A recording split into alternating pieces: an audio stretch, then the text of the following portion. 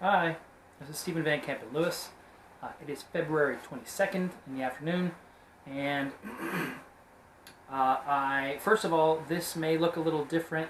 I have sort of a GoPro camera that I found recently in my house. I've had it for years, and typically when I film these, it's just from a computer camera. I'd like to upgrade someday, very soon, but in the meantime, I'm going to try this little guy out and see if it works.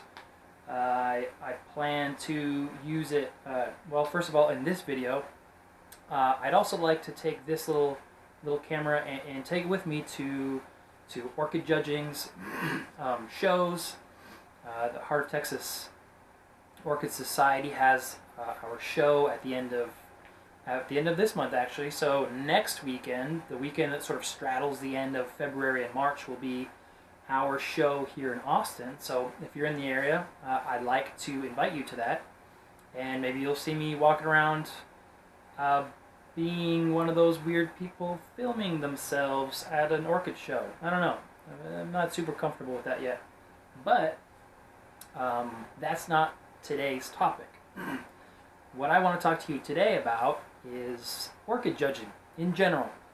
So, as you may or may not know, I am an associate judge with the American Orchid Society, or the AOS, which I'll refer to it as from now on. And it's quite a process to become a judge.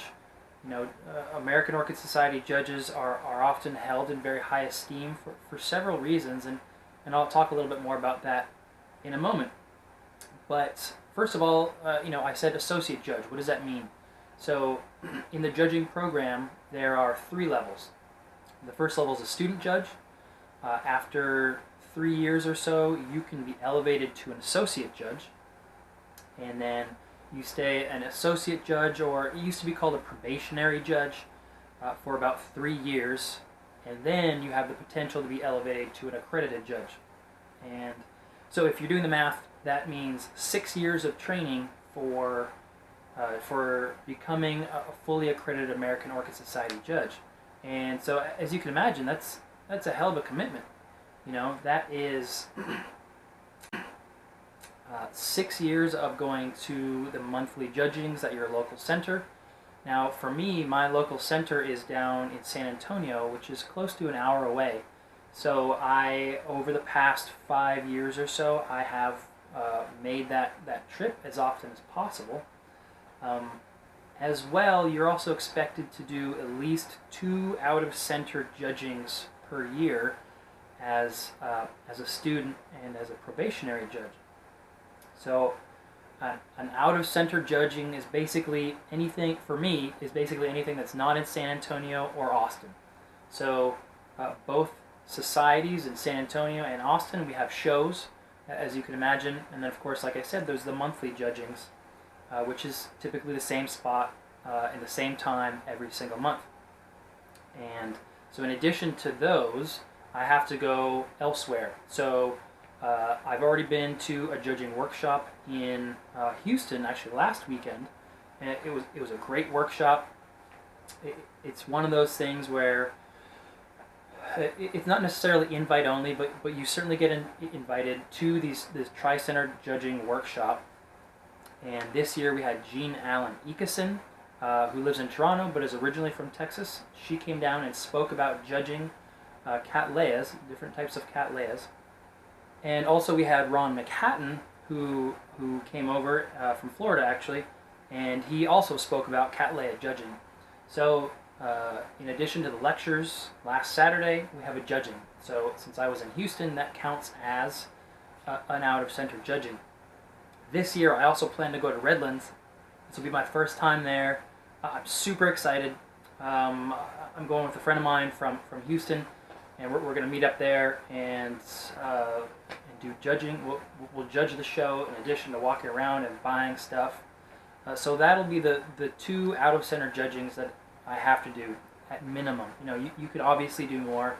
You are most certainly encouraged to do more. And here in Texas, we have judgings in Dallas, Houston, Austin, San Antonio,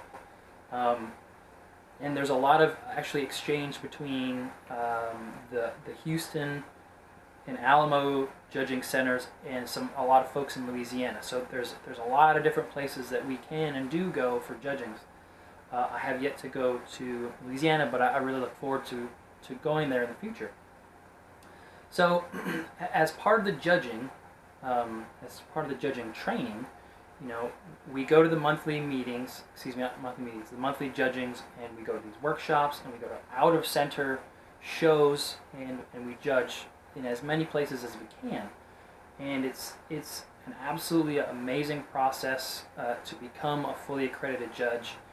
If you are the kind of person who sits behind a computer and just researches orchids and is absolutely captivated and really interested in a lot of different species, a lot of different hybrids, and you're online anyway kind of doing research, there's a good chance that if you are experienced enough of a grower, there's a good chance that an orchid judging training is a good idea for you, and I really encourage it.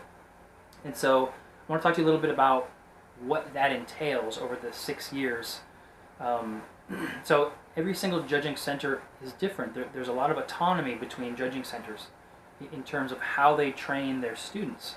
So at the Alamo Judging Center in San Antonio, what we've typically been doing is each one of the students will create a lecture on a specific topic, and our judging coordinator, our student coordinator, will give the topic out the month before or even some months in advance, and the student will create a PowerPoint on somewhere between 5 to 8 species typically, and the students will talk about, in their presentation, they'll talk about A, the species, B, some of the main hybrids, C, what are some of the influences that you'll see on the progeny. And it actually ends up being really good training, not only for the students and the associates like myself, but for the accrediteds. There's always new stuff going on in orchid breeding and orchid judging, and if you are an orchid judge, you have to know this stuff. You don't necessarily have to know it by heart, especially now that we have computers and really powerful software from the American Orchid Society, or Orchid Whiz. Orchid Roots is another really great judging tool that we use when we're actually judging. But just having people type up these projects, these research projects, and give that lecture every month or every other month whenever we have time, it's great for everybody involved. And I'm really happy to be a part of it. And that's the kind of research and homework that you would end up doing here at the Alamo Center. I've talked to folks in California and some in Florida, and even Houston have a very different system. So in Houston, the student coordinator will actually give them homework, more of what you expect from school. So whereas the Alamo Center, you're given several species and you have a lot of autonomy how you want to create your project. In Houston, what they'll do is there'll be a lecture, and then they'll be sent home with homework, and they'll look up specific things and learn about the orchid species and orchid hybrids that way. I spoke to someone in California some years ago, and she was telling me that they, rather than doing a monthly project, they'll sort of do a larger project a couple times a year. So the students will put, rather than creating like a 10 or 15 minute lecture like we do at the Alamo Center, they'll put together a much longer project, and they talk about it once or twice a year. So the approach to student judging is different in whichever center you'll be in, but the goal is as a judge, as an associate judge or as an accredited judge or just student judge, the goal is that no matter what team you are on at any given show or any given judging at any given time, all the judges in that center or on that team should judge the same plants within a very narrow range of points. And it's my experience that despite all those different teaching styles across the country, when you get a bunch of judges together, very often that is a very narrow range. So what you're doing is you're scoring, when you're actively judging on a team, you're scoring the plant 0 to 100. This is for a quality award. There's a bunch of different types of awards, but I'm going to focus on the quality awards because that's what most folks are familiar with. The HCC, High Class Certificate, the AM, the Award of Merit, and the FCC, which is the First Class Certificate. As you're judging the flowers, you know, like I said, that range is 0 to 100 points. And depending on that score, like I said, the judges will give out an HCC, AM, or FCC. But the score itself between all the judges has to be within a very narrow range. Otherwise, that score sheet is sent back out and the plant is scored again until everybody's sort of within that window. It's really remarkable to see how few times, at least in my experience, that scorecard is kicked back to the judges to be reevaluated. It's really amazing to see different people from different backgrounds, different parts of the country, look at the same flower and come up with the same score or very similar score. It's really cool. Another thing that I want to talk about when it comes to judging is maybe some of the personality requirements. I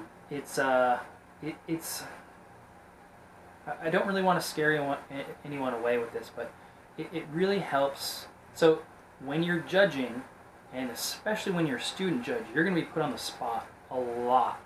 So the accredited judges want you to learn, and they're going to say, all right, you student judge, I want you to look at this flower, and I want you to tell me what you're thinking about it. You know, what are its positive qualities, what are its negative qualities, and you have to respond. There's really no waffling.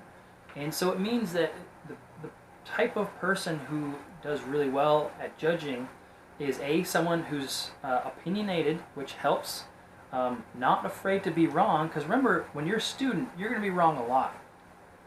And you know, it's an interesting process to be put on the spot by really advanced growers, and they're drilling you.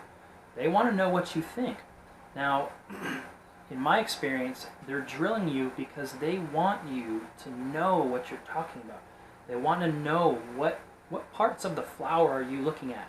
You know, what qualities of this particular plant and these particular flowers are you going to score up? Are you going to score down?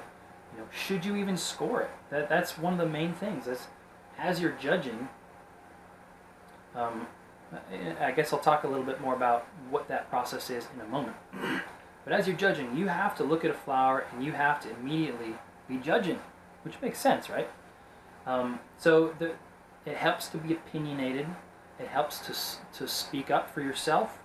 It helps to be collaborative. It's when the student and the accredited judges are sort of interacting, it's not supposed to be confrontational. It's supposed to be educational. And being able to discuss what you think, why you like a flower, be opinionated about it, and really, really stick up for yourself, in addition to being aware that you're learning and you have to take in this information from the accredited judges. It's not for the faint of heart, and it's a really, really fun experience, in my opinion. I really enjoy it. I really encourage other people to get into it. And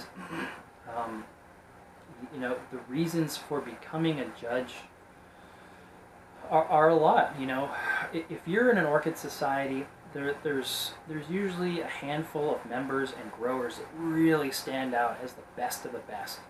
And those are the types of people that very often get brought into the judging program. And those people are really good at what they do. They're very passionate. I guess that's a word that I should emphasize. You know, as a student, I'm very passionate. As a grower, I'm very passionate. As a video maker for these videos, I'm very passionate about talking about orchids.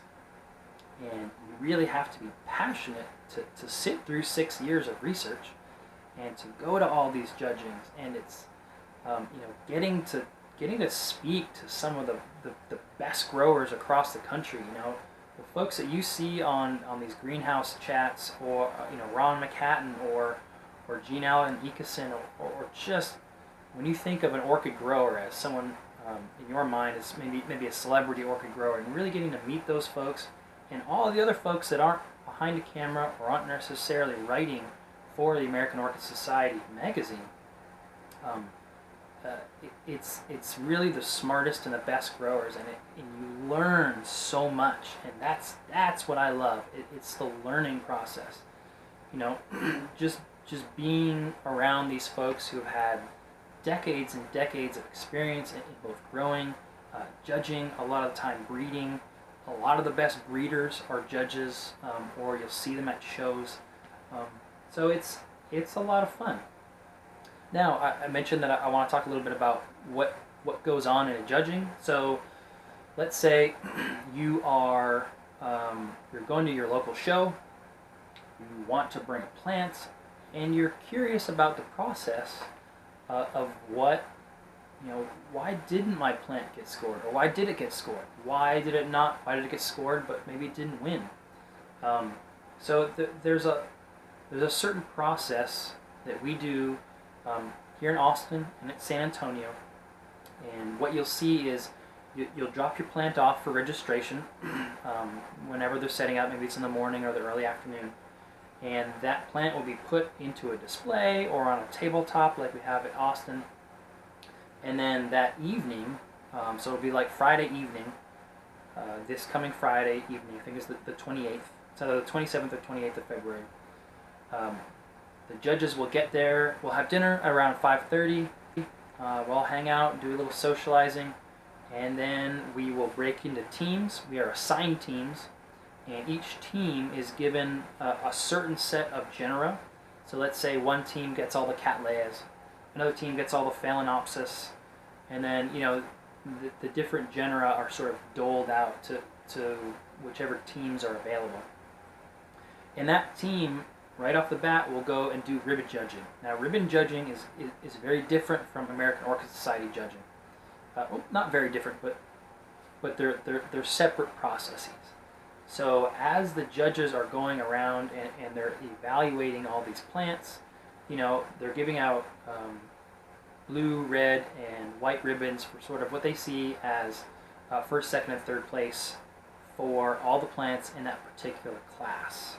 And as the judges are going through this, they're making mental notes of which plants they want to see again for a possible scoring award, or excuse me, for a possible scoring for an American Orchid Society award.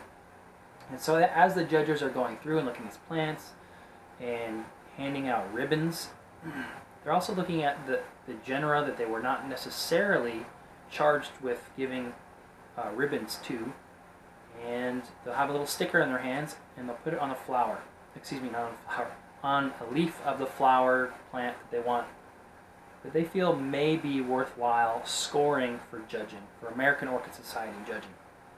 So once the ribbon judging is done, all of the plants with the sticker on them, with the judging sticker, get pulled, and they're all put into a central spot. Those teams are then assigned plants, and each one of those teams will see the plant in front of them, and first thing that they do is the judges will go around and talk about that plant and that flower, and they will decide whether or not that plant is even worth scoring. And this is the time typically when the student judges are really brought in, and their opinions are really scrutinized and investigated, and then the accredited judges will sort of they'll make their own assessment, and they'll either agree or disagree, typically a little bit of both, with the students and the associate judges. And everybody, like I said, decides whether or not they want to give it a score. Now, if one of the judges says, hey, this plant deserves to be scored, that's when the judging cards get pulled out, and we go down and we add numbers to the different criteria, the different judging criteria. And if a plant, in a plant for a quality award, and it is at least 75 points, that is an HCC. That's a high class certificate. If a plant receives 80 points to 89 points, that plant gets an AM, an Award of Merit. Now, if the plant gets 90 points or more, that is a first class certificate or an FCC, and that's really the tip top. An FCC is a big deal. An AM is a big deal. An HCC is even a big deal. But you kind of get what I'm driving at here. So let's say the plant gets scored. Maybe it doesn't make 75 points. All right, so it got a score, but it didn't get an award. Maybe it makes 75 points or more, and that plant is now awarded. That plant, the owner of that plant gets to give that particular plant a name, and then it's registered as receiving an award, and it gets put into the AOS register of plants as having an award and a name, and then you can look it up over and over again. It's a lot of fun. I really enjoy it. So, you know, I have there are so many facets to orchid judging, and I really enjoy it, and I hope that I've sort of given you a taste of what the process is like to become an orchid judge, what goes on at an orchid judging, at least a little bit, and please feel free to ask questions. You know, if there's something that I didn't cover very well, or you want me to clarify, or whatever, you have a question, you know, just let me know, put it in the comments, and I'll get back to it as quickly as possible.